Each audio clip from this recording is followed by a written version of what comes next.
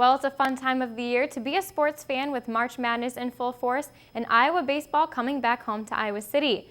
Also, spring football is starting up too as Pro Day was wrapped up yesterday. It is time for Iowa football to get back out on the field. Football reporter Katie Reber was at the Hanson Football Performance Center and gives us a recap. Katie? As they begin their spring season, the Iowa football team is focusing on it being a new year with new goals and objectives. After losing 21 seniors last year, every player at every level is stepping up their game. So it's all about the opportunity for everybody, but it's everybody at every level. The older guys, guys like CJ and Josie, if they play the way they did last year, it's not going to be good enough. We're going to need them to play better, and that's true of all the guys that have played.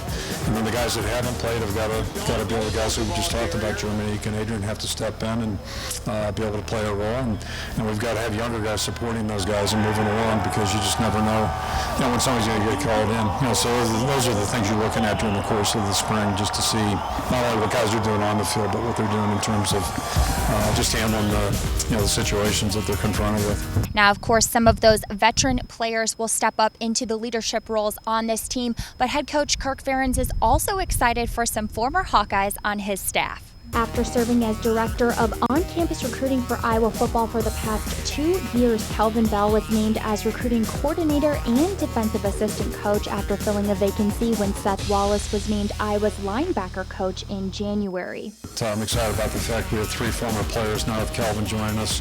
3 former players in the program coaching. Seth is a former graduate assistant. And you take 3 other guys, if you look at Chris Doyle, Phil Parker, and Reese Morgan, those guys have 50 years experience in the program. So, I really feel good about our staff right now. I think there's a real good understanding about our culture. For a team with a lot of moving parts this season, it certainly will be interesting to see where they end up. From outside the Iowa football complex, I'm Katie Reber, Daily Iowan TV Sports. Well, it's back to Iowa City for the Iowa baseball team. After spending spring break in Atlanta, Georgia and Springfield, Missouri, they get set to put on a show for their home crowd Tuesday night as the Hawks take on Bradley at 4 p.m. The Hawkeyes' spring trip was not what the team was hoping for, and as Iowa went 2-5. But head coach Rick Heller says that he has seen much improvement from his team that graduated 5 starters from a season ago. After the game tonight, it's on to the Big Ten as the team will welcome Maryland to Duane Banks Field for a 3-game series to open up Big Ten play. And it was a record-breaking day for Hawkeye swimmer Emma Sogstad, who broke the University of Iowa record in the 200 individual medley over the weekend at the NCAA Swimming and Diving National Championship. The Forest City, Iowa native swam the 200 in 157.55, beating the old record in the event, which was 157.62. Sogstad went on to garner All-American status after her finish in the 100 breaststroke. As the women swimmers and divers are just now finishing up, it's the men that are getting set for the NCAA championships in Atlanta, Georgia. The competition will start on Wednesday, with the finals being held on Sunday.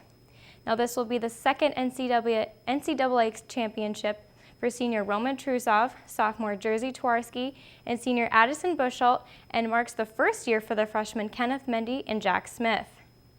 Now, tomorrow we will have a coverage from Hawkeye Baseball showdown with the Bradley Braves, but that will do it for me here on this Tuesday in the sports studio. Jeremy and Alana, back to you at the desk.